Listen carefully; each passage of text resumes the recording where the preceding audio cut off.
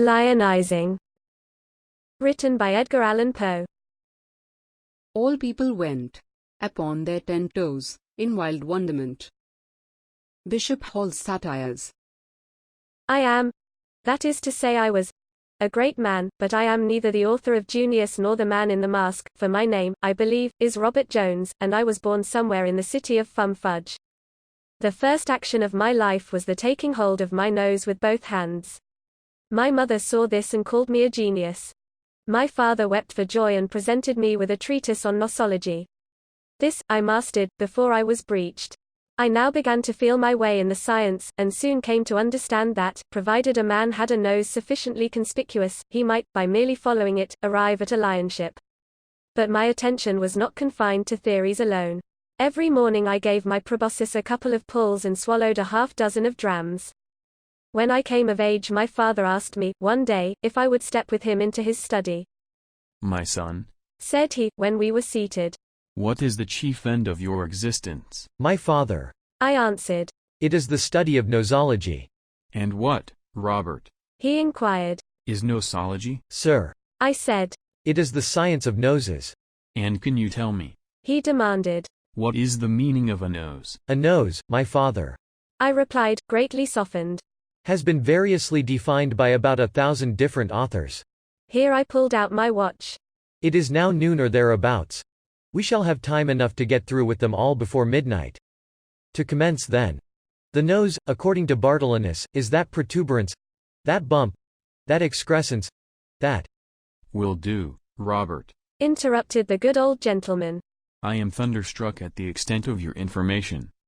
I am positively, upon my soul." Here he closed his eyes and placed his hand upon his heart. "Come here. Here he took me by the arm. Your education may now be considered as finished. It is high time you should scuffle for yourself. And you cannot do a better thing than merely follow your nose. So. Here he kicked me downstairs and out of the door. So get out of my house, and God bless you." As I felt within me the divine afflatus, I considered this accident rather fortunate than otherwise. I resolved to be guided by the paternal advice. I determined to follow my nose. I gave it a pull or two upon the spot, and wrote a pamphlet on nosology forthwith. All Fudge was in an uproar. "Wonderful genius," said the Quarterly. "Superb physiologist," said the Westminster. Clever fellow, said the Foreign. "Fine writer." said the Edinburgh. "Profound thinker." said the Dublin. "Great man," said Bentley. "Divine soul," said Fraser. "One of us." said Blackwood. who can he be? said Mrs. Bass Blue. What can he be? said Big Miss Bass Blue. Where can he be? said Little Miss Bass Blue. But I paid these people no attention whatever. I just stepped into the shop of an artist. The Duchess of Bless My Soul was sitting for her portrait, the Marquis of So-and-so was holding the Duchess's poodle, the Earl of This and That was flirting with her salts, and His Royal Highness of Touch Me Not was leaning upon the back of her chair. I approached the artist and turned up my nose. "Oh, beautiful," sighed her Grace. "Oh my, lisped the Marquis. "Oh, shocking." groaned the Earl. oh, abominable." growled His Royal Highness. What will you take for it? asked the artist. For his nose. shouted her Grace. 1,000 pounds. said I, sitting down. 1,000 pounds? inquired the artist, musingly. 1,000 pounds. said I. Do you warrant it? he asked, turning the nose to the light. I do. said I, blowing it well. Is it quite original? inquired he, touching it with reverence. Humph. said I, twisting it to one side. Has no copy been taken? he demanded, surveying it through a microscope. None. said I, turning it up. Admirable. he ejaculated, thrown quite off his guard by the beauty of the maneuver. 1,000 pounds. said I.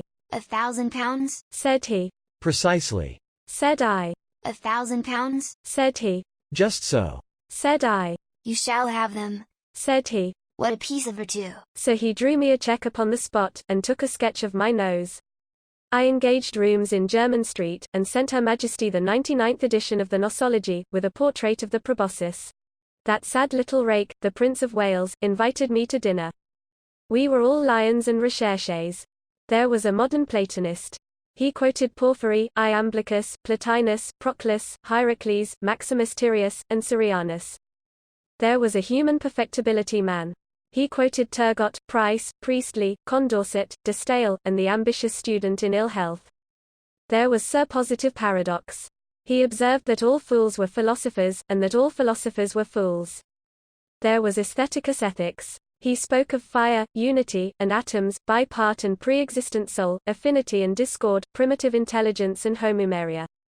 There was Theologos Theology. He talked of Eusebius and Arianus, heresy and the Council of Nicaea, Puseyism and consubstantialism, homousios and homoousios. There was Fricochet from the Rocha de Cancale.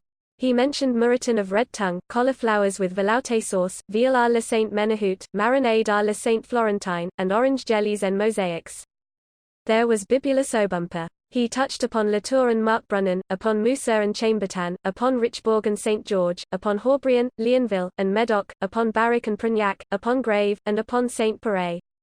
He shook his head at Clos de Vougeot, and told, with his eyes shut, the difference between sherry and Amontillado. There was Signor Tintintintino from Florence. He discoursed of Cimabarbue, Arpino, Carpaccio, and Agostino, of the gloom of Caravaggio, of the amenity of Albano, of the colors of Titian, of the froze of Rubens, and of the waggeries of Jan Steen. There was the president of the Fum Fudge University. He was of opinion that the moon was called Bendis in Thrace, Bubastis in Egypt, Diane in Rome, and Artemis in Greece. There was a Grand Turk from Stambul.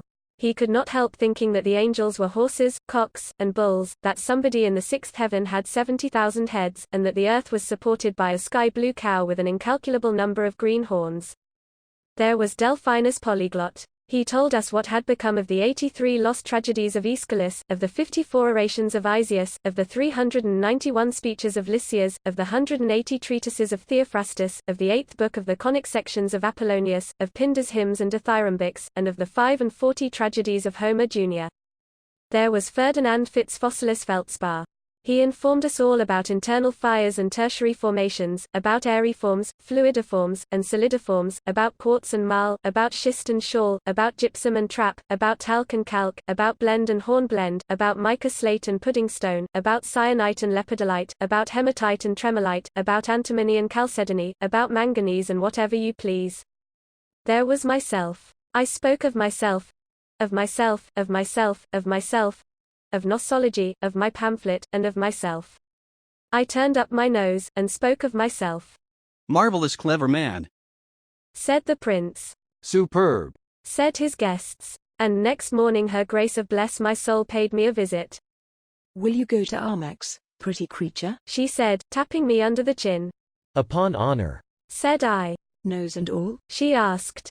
As I live. I replied. Here then is a card, my life. Shall I say you will be there? Dear Duchess, with all my heart. Sure, no. But with all your nose? Every bit of it, my love. Said I.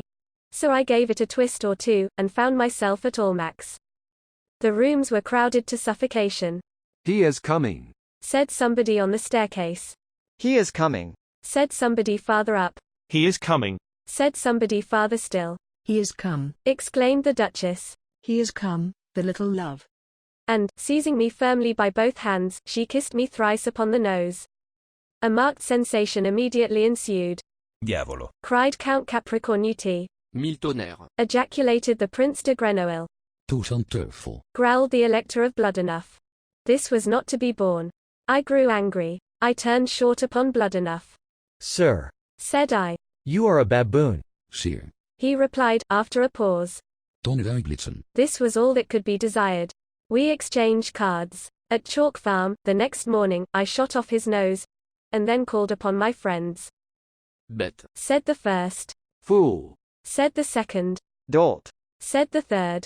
F's, said the fourth. Ninny, said the fifth. noodle, said the sixth. Be off. said the seventh. At all this I felt mortified, and so called upon my father. Father, I said. What is the chief end of my existence? My son, He replied. it is still the study of nosology, but in shooting off the elector's nose you have overshot your mark.